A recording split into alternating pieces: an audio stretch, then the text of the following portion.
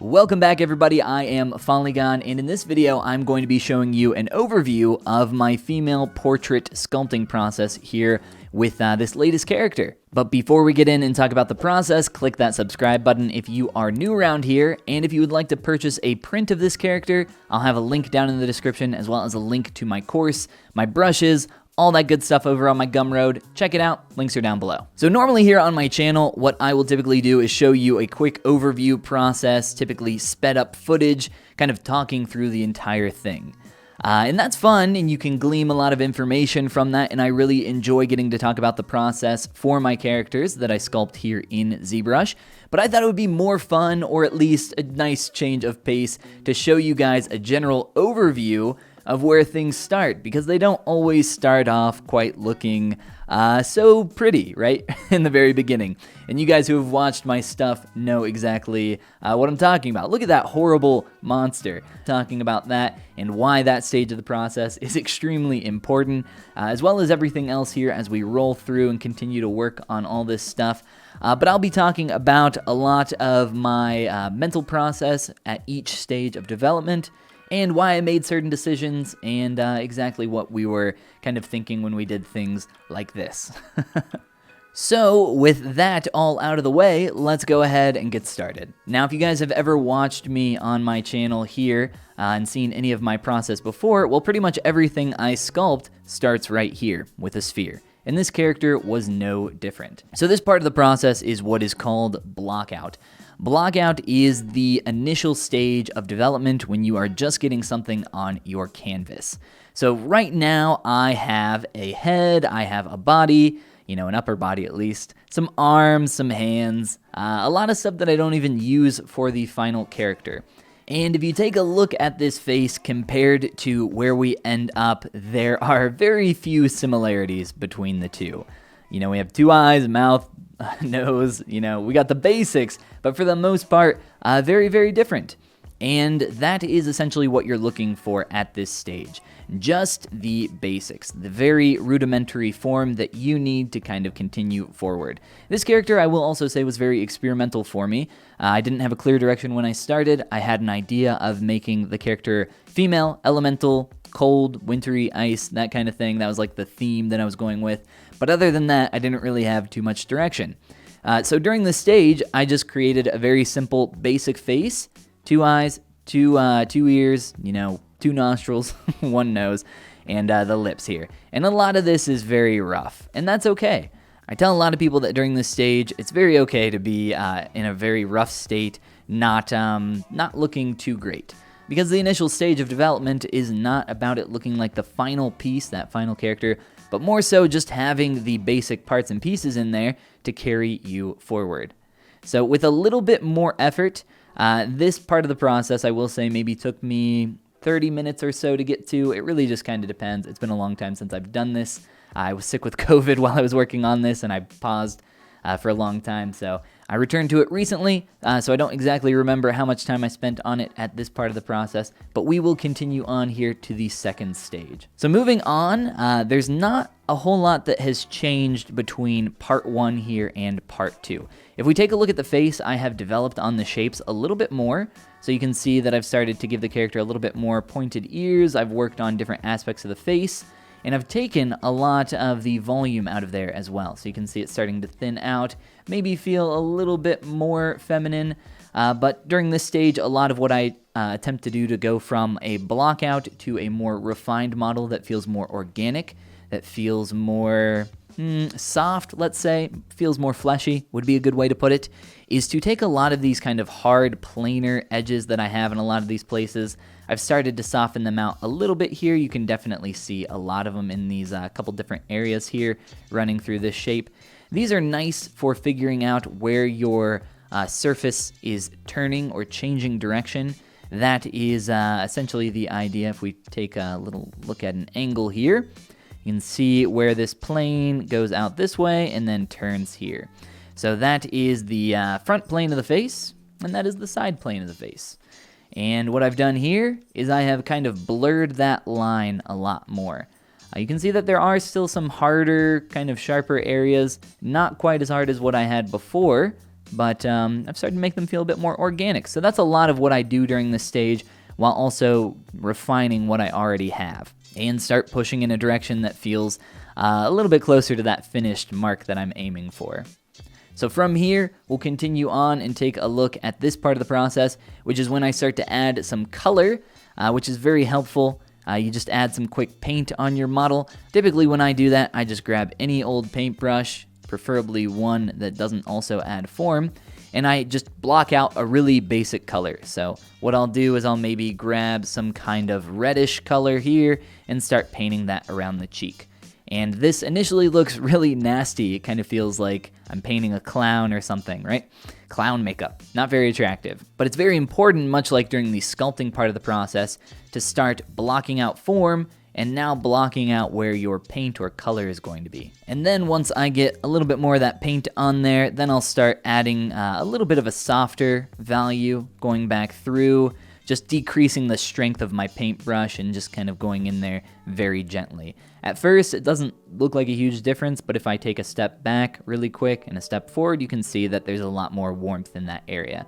So that's kind of what I'm doing during this process, while also having the benefit of having color. You might be thinking, well, yeah, you got color on there, that's cool. But what color does is it helps point things out that you might want to change. It's a very good kind of ruler or marker to kind of see where some areas might feel a little bit more awkward.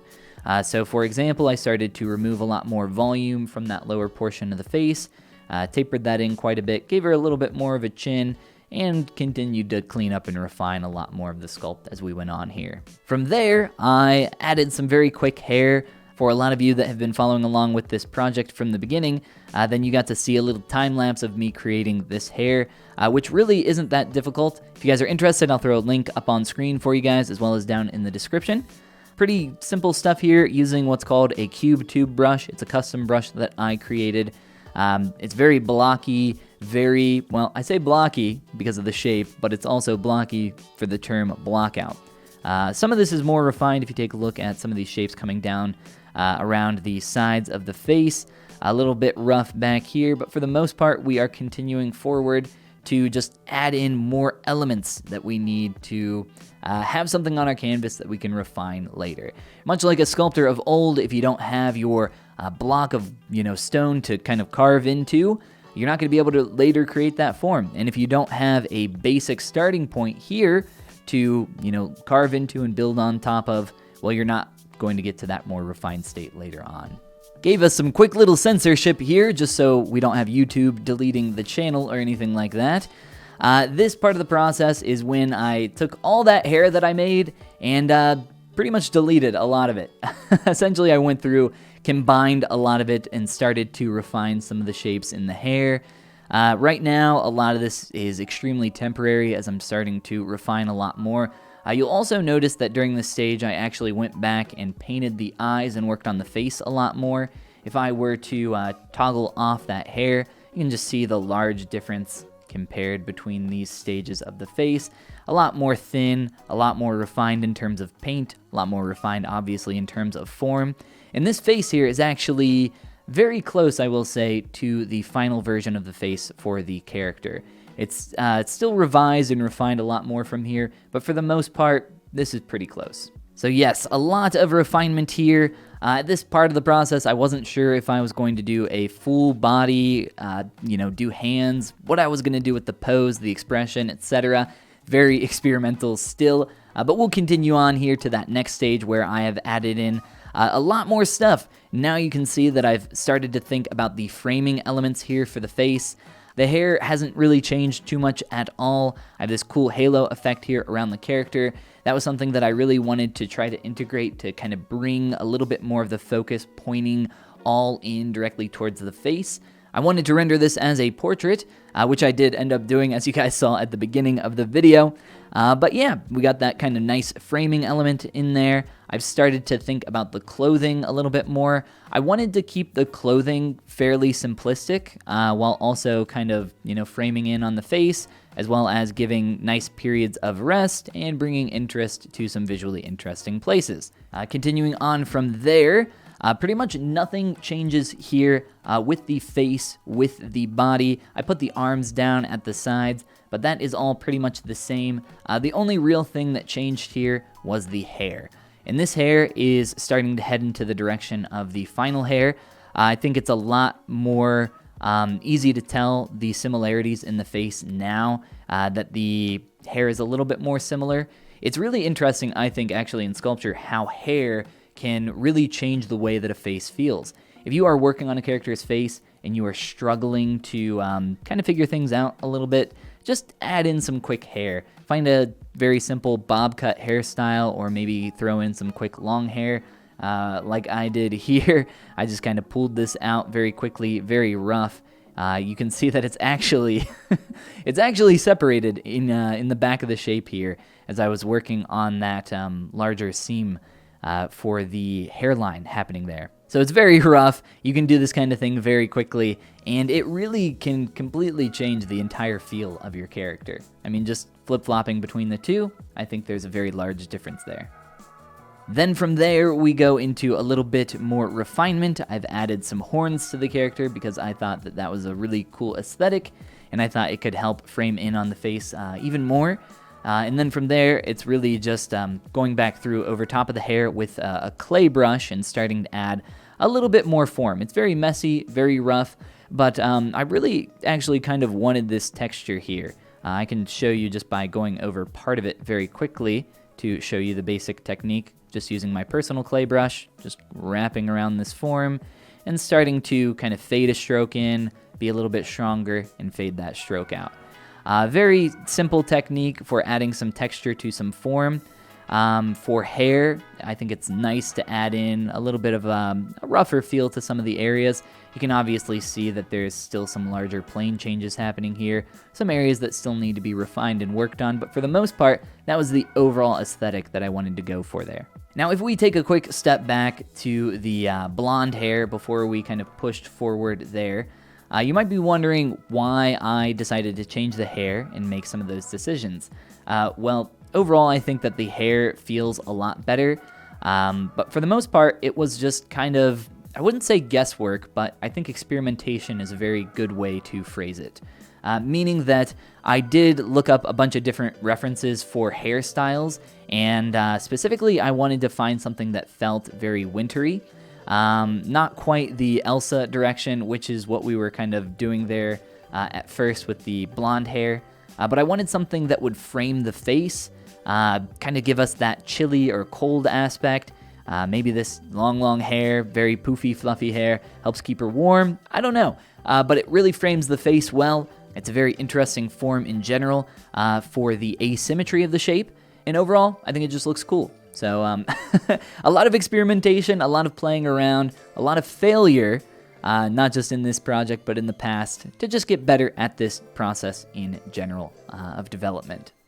Then from there, you can see that I attempted some kind of pose here where I put the hands up in front of the character. I was thinking it might be kind of cool to have her hands folded in front of her or something like that. But it really just didn't work. It was too busy. I wanted the focus to be on the character's face. I didn't want to break the period of rest that I had created here with the clothing that actually helped keep the attention on the character's face. Hands are a little bit of a point of interest, nowhere near as much as a face, but if you're putting those hands up near the face, you kind of have those competing elements. And with this portrait, I wanted to not have any competing elements with the face. I wanted the focus and attention to be there and have all these other elements kind of having these straight lines and even curved lines for the horns help pull that attention more in towards the face, just to keep focus there. I also noticed at this stage that the hair was just way too big, way too poofy there in the back, so I had to reduce some of that form. A really interesting thing happens when you pose a character, breaking symmetry essentially, and when you add color to a character. Those two stages of development are when you really get a refresher on your vision and start to see things for the first time once again. Maybe not quite for the first time, but it's a really good refresher for the eyes. And that was something that immediately stood out to me, and I had to go back through right away and remove some of that volume. So I did remove a lot of that volume, and at this stage you can see that I have ditched the idea with the hands completely, and I've started to refine the hair even more. So I've added in a lot of these different sections, helping to frame the face even more. I do delete and refine some of this and play with the shapes here, as you'll see here very soon. But this is me just experimenting, refining more and more and more. But I want to be very clear here. This doesn't, we're jumping ahead pretty far in just, a click of a button. But the truth is that there was, multiple hours between these two stages. You can see here, if you look very closely, that there are even some changes that happen with the face. They're very subtle, but I've closed the eyes just the tiniest bit more, which helps to make the face just a bit more visually appealing, in my opinion. And even little things like that can make a big difference over a long period of time.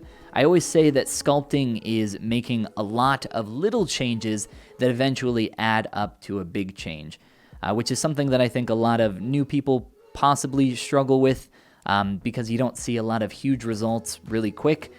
They kind of build up a little bit more slowly over time. Moving on there into that next step, I've combined a lot of those elements for the hair. It is still very sketchy. I really liked that aesthetic all in all, as I mentioned before, but I've started to refine and revise a lot of that form that I had there while still maintaining a lot of the shapes in the face. I'm not sure if it's in here or not, so I don't have it saved, as this is a little bit more close to this final version.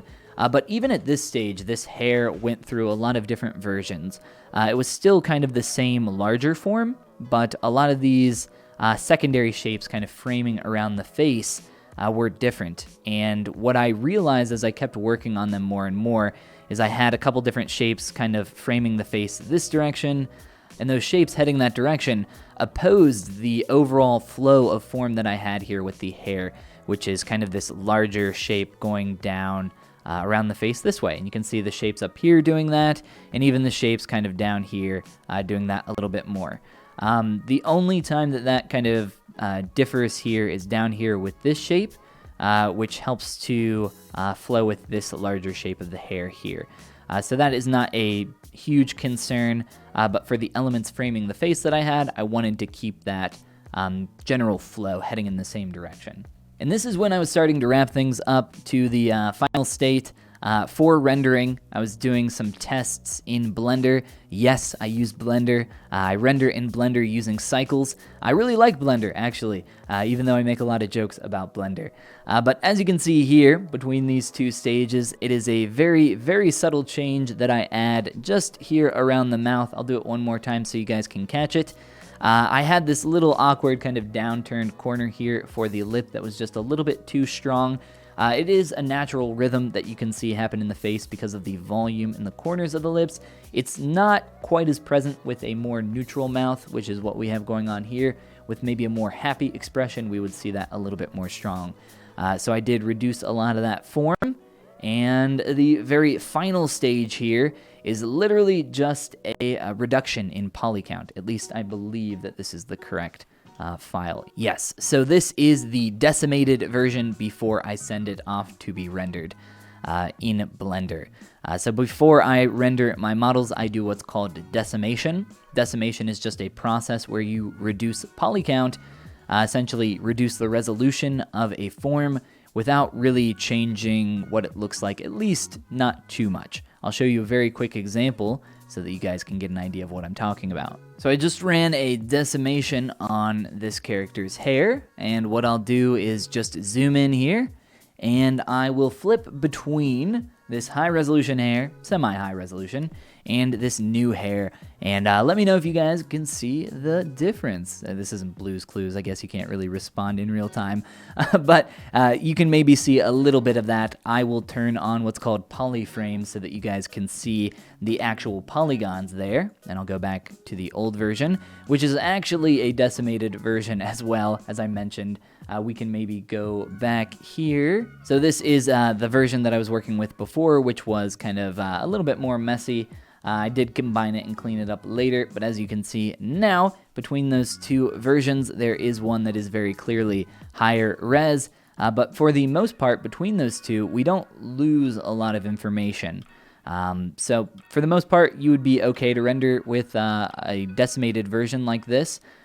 For reference, the first version of that hair that I showed you guys that was slightly higher res is 1,000,000 polys roughly, 1,000,000 polygons, and this one is 200,000 polygons. In the grand scheme of things, that is not a ton for just a model here in ZBrush and for a quick render. So it's really not that big of a deal either way, but at least I wanted to illustrate what decimation is for those that weren't familiar. And then very quickly, I just wanted to go ahead and show you guys my render scene here really quick in Blender. I don't show these off too often. If you guys are interested in learning more about lighting and rendering in Blender, specifically the way that I render, as well as learning some basics about lighting, I have a great course on that called Lighting and Rendering in Blender. You can find it at the link in the description on my Gumroad. But very quickly, I just wanted to show you guys the very simple setup. As you can see here with the character, the framing for the render is a pretty small and tight area as the focus is on the character's face. So a lot of the elements here don't even need to be shown or be imported for the character, which is why a lot of that is kind of cut off there. And then in terms of everything else, it's a very simple studio lighting setup. Very few lights integrated into this, just 4 here, a main light, what's called a fill light or just a side light over there, and then a couple of rim lights or backlights in the back there just to help frame the character a little bit more. And then after a little bit of a slower render, it's off to Photoshop to composite everything together into the final image. I know that this video was a lot different than what I normally do. If you guys enjoyed it, give it a thumbs up. If you didn't, give it a thumbs down. If you're new around here, click that subscribe button. And if you guys are interested in grabbing a print, that would be awesome. It really helps me out, which helps the channel out, which allows me to create more cool content here. So consider grabbing one of those. There's a link down below. And with that, you guys have a fantastic rest of your day and a fantastic rest of your year heading into 2021. And I will see you all in the next video.